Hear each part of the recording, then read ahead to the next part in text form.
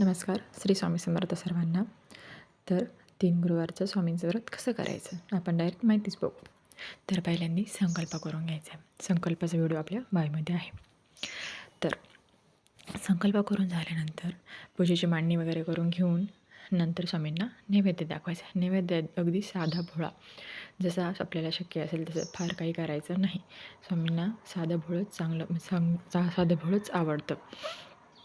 त्यानंतर आपण आपल्या सेवेला सुरुवात करूया. पहिल्यांदा आपल्याला स्वामींचा जप करायचा आहे. तर स्वामींचा जप आपल्याला 11 माळी नाही करायचा आहे. स्वामींचा जप आपल्याला फक्त 3च माळी करायचा आहे. पहिल्या गुरुवारी 3 माळी, दुसऱ्या गुरुवारी 3 माळी आणि तिसऱ्या गुरुवारी 3 माळी.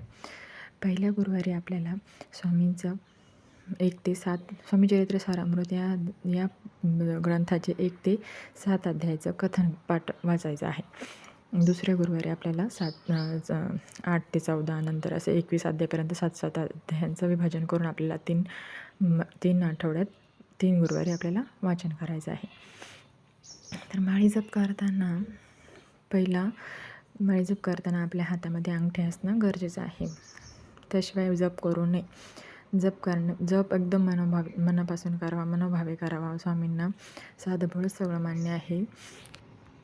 म्हणतात ना, अशक्य ही शक्य करतील स्वामी. त्याप्रमाणे स्वामी सगळं अशक्य ही शक्य सगळं आपलं ऐकत असंच आपण रोज काय करतो काय नाही किती मनापासून करतो.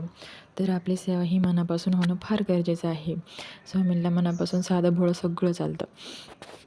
नंतर आपल्याला स्वामी चरित्र ग्रंथ या ग्रंथाचे आपल्याला 1 ते 7 अध्याय वाचून घ्यायचे आहे.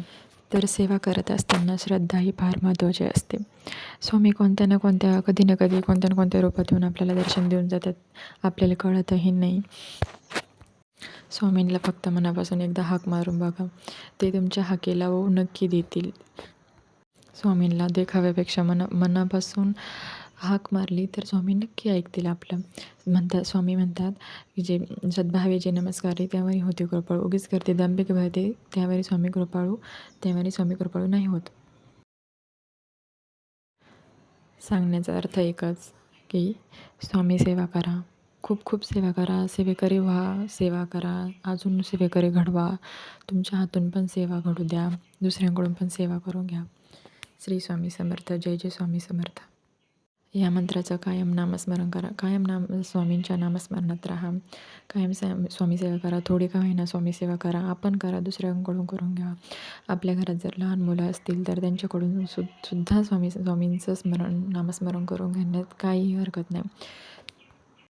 स्वामींना फार काही नको आहे. स्वामींना फक्त आपली सेवा हवी, आपला आपुलकीपणा हवा आहे त्यांना. ते फक्त आपल्या भक्तीचे भुकेले आहेत. त्यांना दिखावा नको आहे. त्यांना फक्त आपली भक्ती हवी आहे. आपलं मन बघतात ते स्वामी. अशा प्रकारे तुम्ही स्वामी सेवा करू शकतात. हा एक फक्त स्वामी सेवा करण्याचा एक मार्ग आहे. तुम्ही मनापासून केलं तर सगळं तुम्हाला भेटेल. तुम्ही स्वामींना हाक द्या, स्वामी नक्की येऊ देतील. भिवू नको. स्वामी सदैव पाठीशी आहे. श्री स्वामी समर्थ. जय जय स्वामी समर्थ. अवधूत चिंतन श्री गुरुदेव दत्त. श्री स्वामी समर्थ महाराज की जय.